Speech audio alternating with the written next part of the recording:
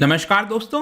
पिछले एक हफ्ते से पैलेस्टीन के अंदर काफी ज्यादा प्रोटेस्ट देखने को मिल रहा है और ये जो प्रोटेस्ट है मैं आपको बता दूं कि इजराइल के खिलाफ नहीं है। यूजुअली जब हम पैलेस्टीन के अंदर प्रोटेस्ट देखते हैं तो हमेशा से यही देखा जाता है कि इजराइल के खिलाफ प्रोटेस्ट किया जा रहा है, लेकिन ये प्रोटेस्ट उनके खुद के सरकार के खिलाफ एंटी गवर्नमेंट प्रोटेस्ट हो रहा है। ये आप यहां पर देख सकते हो, Palestinians demand and to Abbas. अब ये अब्बास जो है वो वहां के प्रेसिडेंट हैं, जो पैलेस्टीन के बताए जाते हैं प्रेसिडेंट अब्बास वो हैं। उनकी जो प्रेसिडेंसी है उसको हटाने के लिए लोग यहां पर प्रोटेस्ट कर रहे हैं। तो इसके बारे में हम डिटेल से समझेंगे कि एग्जैक्टली चल क्या रहा है पैलेस्टीन के अंदर, यहां पर क्या हो गया ऐसा जिसकी वजह से लोग यहां पर सड़कों पर आ गए हैं और यहां पर रेजिग्नेशन मांगने की कोशिश कर रहे हैं। तो चलिए इसके बारे में जानते हैं। अगर आप यूपीएससी की तैयारी कर रहे हैं तो इसके बारे में सारी जानकारी आपको डिस्क्रिप्शन में मिल जाएगी, वहां से आप हमारे ऐप को भी डाउनलोड कर सकते हैं। सबसे पहले हम यहां पर देखेंगे कि एग्जैक्टली हुआ क्या है, हम क्यों इसके बारे में डिस्कस करें। देखिए, वैसे तो अगर आप उनके प्रेसिडेंट जो मोहम्मद अब्बास हैं और जो पैलेस्टीनियन अथॉरिटी है उनके खिलाफ लोगों का गुस्सा काफी समय से चल रहा था। ऐसा नहीं कि कोई अचानक से हो गया, लेकिन कहते हैं ना, अचानक से कोई चिंगारी आ जाती है और उसकी वजह से जो पूरा मुद्दा है वो काफी विकराल रूप ले लेता है। तो कुछ वैसा ही वहां पर आपको देखने को मिलेगा। एक्चुअली क्या था, एक क्रिटिक था जो कि ऑनलाइन पोस्ट वगैरह लिखा करता था और पैलेस्टीनियन अथॉरिटी के खिलाफ कुछ बोला करता था। मैं आपको बताऊंगा, इनफैक्ट वो इलेक्शन भी लड़ने वाला था और पैलेस्टीन के अंदर इलेक्शन होना था काफी लंबे समय के बाद, 15 साल के बाद वो इलेक्शन को भी कैंसिल कर दिया गया। तो ये जो पर्सन है वो काफी ज्यादा क्रिटिक था, उसकी डेथ हो गई कस्टडी में। वहां की जो सिक्योरिटी फोर्सेज हैं पैलेस्टीन की, उन्होंने उसको गिरफ्तार कर लिया और कस्टडी में रहते हुए उसकी मृत्यु हो गई, जिसकी वजह से लोग अब बहुत ज्यादा नाराज हो गए हैं और थाउजेंड्स की मात्रा में जो पैलेस्टीनियंस हैं वो स्ट्रीट पर आ गए हैं और जो वहां के प्रेसिडेंट हैं मोहम्मद अब्बास, उनसे रेजिग्नेशन मांगा जा रहा है। और फर्दर अगर हम पैलेस्टीनियन अथॉरिटी के बारे में बात करें तो काफी ज्यादा करप्शन बताया जाता है, इनटॉलरेंट बताया जाता है। कोई भी अगर डिसेंट रखता है, क्रिटिक है उसका, तो वहां की जो अथॉरिटी है वो काफी इनटॉलरेंट है, उसको गिरफ्तार कर लेती है। ऐसा यहां पर कई बार एक्सपर्ट्स के द्वारा बोला गया है। जो पैलेस्टीनियन अथॉरिटी है, ऐसा बताया जाता है कि it is the last manifestation of the peace process. Basically आपको पता होगा, अभी तक तो आई एम श्योर जितने वीडियोज आए थे जब पूरा वॉर चल रहा था, आई एम श्योर अभी तक आपको पता चल गया होगा, जो पैलेस्टीनियंस हैं वो अपना भी एक स्टेट चाहते हैं, एक अपना कंट्री चाहते हैं। तो यहां पर अभी तक पैलेस्टीनियन जो अथॉरिटी है, जो महमूद अब्बास प्रेसिडेंट है, वही उसके बताए जाते थे कि वही उनको लीड करेंगे, लेकर जाएंगे। लेकिन अब लोगों को कहीं ना कहीं लगता है कि वो उनको लीड नहीं कर पाएंगे। जो एक अलग देश का डिमांड था वो फुलफिल इनके द्वारा शायद नहीं किया जा पाएगा। जो हमास है उसने काफी अग्रेसिव रूप दिखाया था, आपने देखा होगा, और हमास ही एक तरह से डायरेक्ट फाइट कर रहा था इजराइल के साथ। तो अब लोगों का जो मूड है वो हमास की तरफ एक तरह आप कह सकते हो शिफ्ट होने लगा है। तो चलिए इसको फर्दर समझते हैं। अगर हम पैलेस्टीनियन अथॉरिटी के बारे में बात करें तो ये आया कब से, उसको भी थोड़ा देख लेते हैं। देखिए, 1990s का समय था जब इजराइल और पैलेस्टीन लिबरेशन ऑर्गेनाइजेशन, आपको पता होगा PLO, अक्सर काफी न्यूज में रहा है ये। PLO के ही एक तरह से आप लीडर कह सकते हो, जो महमूद अब्बास हैं वो लीडर हैं। तो पैलेस्टीनियन लिबरेशन ऑर्गेनाइजेशन और इजराइल के बीच में कुछ समझौता वगैरह हुआ था और इसके तहत क्या हुआ कि जो वेस्ट बैंक वाला हिस्सा है, गाजा स्ट्रिप वाला हिस्सा है, वो PLO को दे दिया गया ताकि यहां पर कुछ ऑटोनॉमी वगैरह दी जाए, वहां पर चीजों को वो संभाल सके। जैसे कि आप देख सकते हो, ये इजराइल का मैप आप देख पाएंगे। इजराइल कहता है हमारी कैपिटल जेरूसलम है, लेकिन ज्यादातर देशों के द्वारा तेल अवीव, यहां पर आप देख सकते हो तेल अवीव माना जाता है। तो ये वाला वेस्ट बैंक का एरिया, वैसे तो वेस्ट बैंक अगर आप देखोगे तो काफी बड़ा अभी दिख रहा होगा, लेकिन ये पूरा कंट्रोल में नहीं है पैलेस्टीनियन अथॉरिटी के पास। 1967 का जो वॉर हुआ था तो काफी हद तक ये आपका इजराइल के पास जा चुका है। तो वेस्ट बैंक का आप देखोगे यहां पर कुछ हिस्सा पैलेस्टीनियन अथॉरिटी को दे दिया गया। साथ ही साथ ये जो गाजा स्ट्रिप है, जो कि काफी न्यूज में रहा था, ये दोनों हिस्सा एक प्रकार से आप कह सकते हो पैलेस्टीनियन अथॉरिटी को दे दिया गया। कुछ ऑटोनॉमी दे दी गई कि आप उसको गवर्न करो। और इनफैक्ट अगर आप देखोगे इंटरनेशनली भी, तो पैलेस्टीनियन लिबरेशन जो ऑर्गेनाइजेशन है PLO, वही एक प्रकार से पैलेस्टीनियंस को रिप्रेजेंट करती थी यूनाइटेड नेशंस के अंदर। अगर कभी बुलाना हुआ, वैसे तो मेंबर नहीं है यूनाइटेड नेशंस का जो पैलेस्टीन है, लेकिन स्टिल अगर वहां पर जो भी बातचीत है वो PLO के द्वारा रिप्रेजेंट किया जाता था। उसके बाद आगे चलकर 1990s 2000 में काफी ज्यादा बातचीत की कोशिश की गई, पीस लाने की कोशिश की गई, लेकिन ऐसा कोई बड़ा कोई काम नहीं हो पाया, क्योंकि यहां पर जो पैलेस्टीनियंस थे उनका यही डिमांड था कि हमारा ये जो हिस्सा है वेस्ट बैंक का, और जो जेरूसलम हो गया, जो ईस्ट जेरूसलम हो गया, जो 1967 वॉर में इजराइल ने ले लिया, वो आप हमें दे दो, ये पूरा हिस्सा दे दो। गाजा स्ट्रिप वाला पूरा हिस्सा, मतलब कि एक इंडिपेंडेंट देश हमें ये चाहिए। लेकिन इजराइल इससे कभी भी सहमति नहीं जता पाया। इसी की वजह से दोनों के बीच में जो फुल एक एग्रीमेंट होना चाहिए वो कभी नहीं हो पाता है।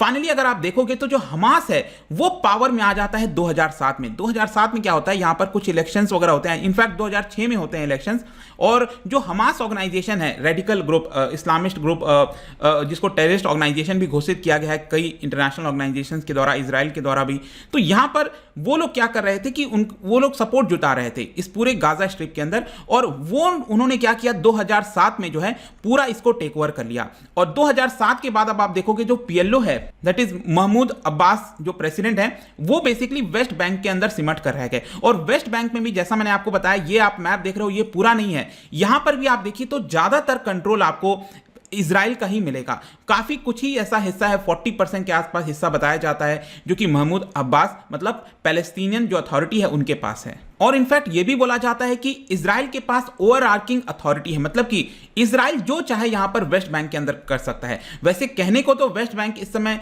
पैलेस्टीनियन अथॉरिटी रूल करती है, चीजों को हैंडल करने की कोशिश करती है, लेकिन फाइनल डिसीजन अगर इजराइल चाहेगा कि हमें वो चीज वहां पर करना है तो इजराइल ही उसको एक प्रकार से करता है। और इसीलिए ज्यादातर जो पैलेस्टीनियंस हैं वो इसको कहते हैं, कंपेयर करते हैं साउथ अफ्रीका के अंदर जिस तरह से अपार्थेड चला था काफी लंबे समय तक, जो इंग्लिश पर्सन्स हैं इंग्लैंड के द्वारा, वो उस प्रकार से यहां पर रिप्रेजेंट किया जाता है पैलेस्टीनियंस के द्वारा। अगर हम पैलेस्टीनियन अथॉरिटी की बात करें, ये दिन प्रतिदिन अथॉरिटेरियन होती जा रही है, ऐसा वहां के लोगों के द्वारा इल्जाम लगाया गया है। ऐसा मैं क्यों बोल रहा हूं, जैसे कि अब आप देखोगे तो जो अब्बास है, महमूद अब्बास हैं, वो जिस पार्टी से बिलोंग करते हैं, फतह पार्टी कहा जाता है, जो इलेक्शंस वगैरह लड़ती हैं, लेकिन इलेक्शन अगर आप देखिए तो 2009 के बाद कोई इलेक्शन नहीं हुआ। इनफैक्ट 2007 में कुछ इलेक्शन हुआ था, 2006 में आसपास इलेक्शन हुआ था, और अब 15 साल हो चुके हैं। 2006 के बाद अभी तक कोई इलेक्शन नहीं हुआ है। 2009 में उनका जो 4 साल का प्रेसिडेंशियल टर्म था वो एक्सपायर हो चुका है, और अभी तक इलेक्शंस कंडक्ट नहीं कराए गए हैं।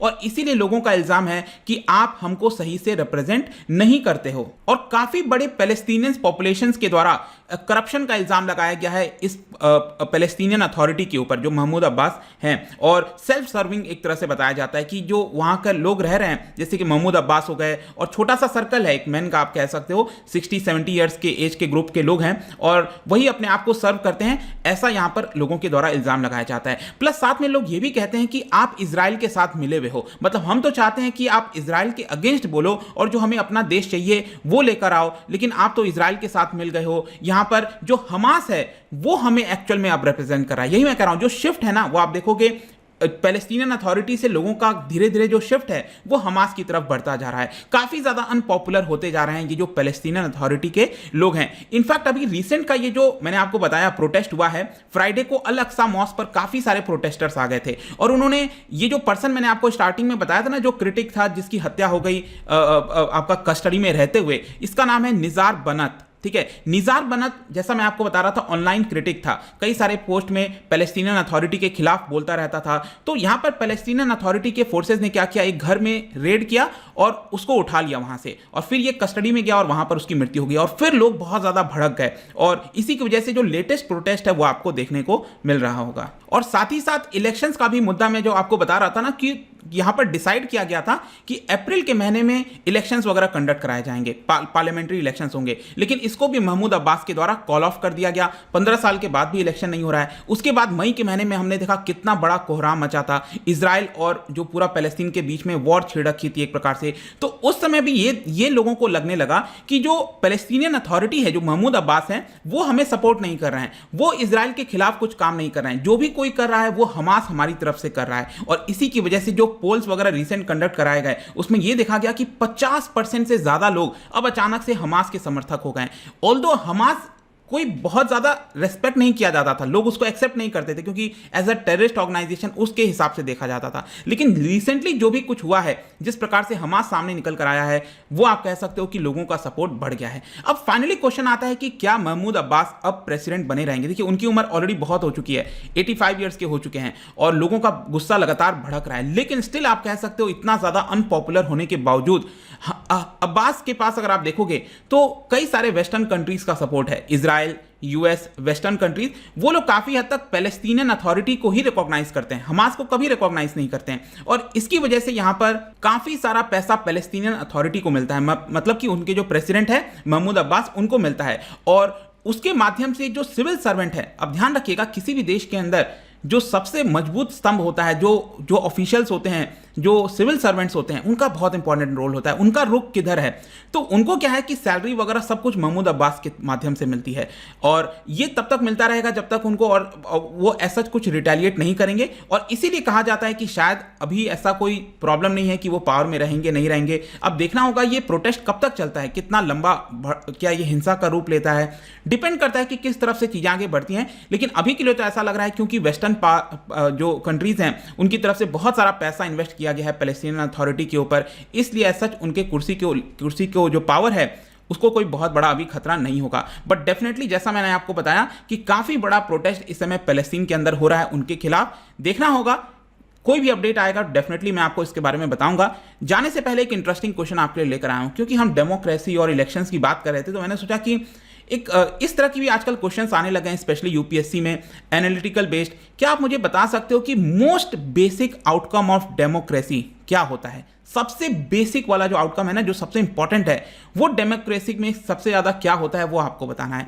इसका जो राइट आंसर है आपको पता ही है, मेरे इंस्टाग्राम पर तो मिलेगा ही, वहां पर अगर आप नहीं हो कोई बात नहीं, टेलीग्राम से भी ले सकते हैं इसका सही उत्तर।